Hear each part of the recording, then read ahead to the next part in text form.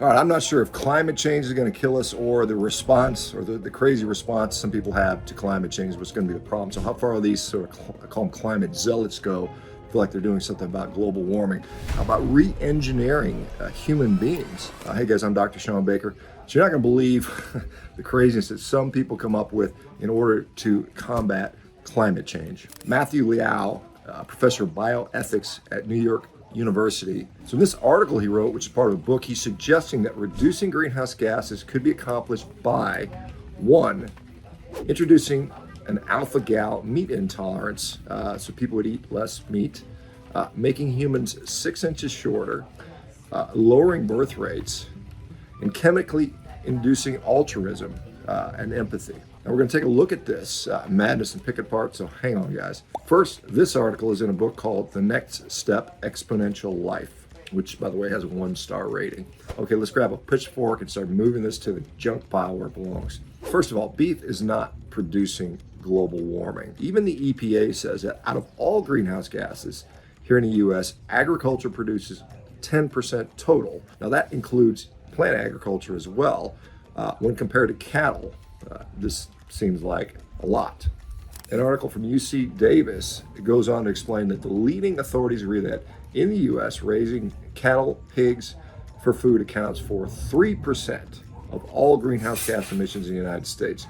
Transportation in the United States accounts for 26%. And there's not a scientific consensus of whether global warming is man-made or not. In fact, there's a 321-page report with opinions of over 1,000 scientists saying that it is not caused by humans. Now, this is controversial, but there is, again, it's not a 100% consensus here.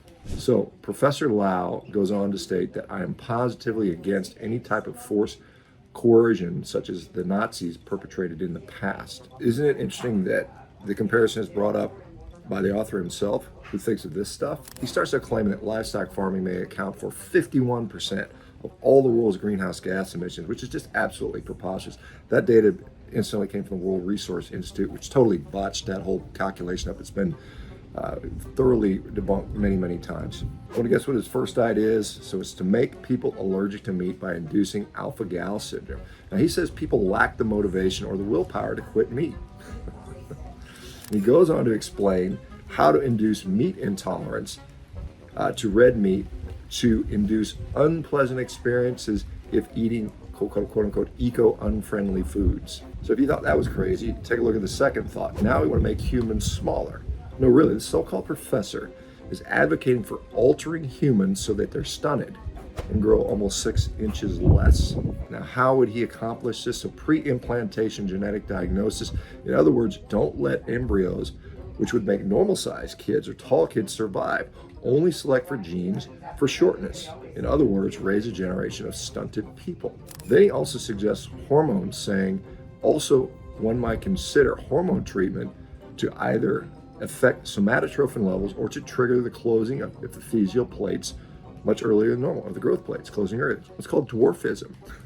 So this professor thinks that making a human population of dwarves is the key, or one of the keys to solving global climate change. Then this genius goes on to explain another strategy would be cognitive enhancement through chemistry, essentially to make them quote unquote smarter, and therefore they will have less babies because educated people have less babies than uneducated people. Then the last dumb idea mentioned is to use pharmaceuticals to make people more altruistic or to make them have more empathy. This would be by targeting oxytocin with the goal of making people more compliant with social rules. The irrational push to demonize meat, eggs, and milk, which are the most nutritious foods available, is just evil and astonishing. It is equally disturbing how easily people are talked into believing this crap.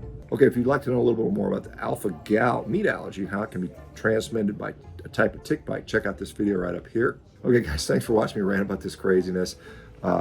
And it is crazy, guys. Let me know what you think in the comments. We'll see you next time. Bye-bye.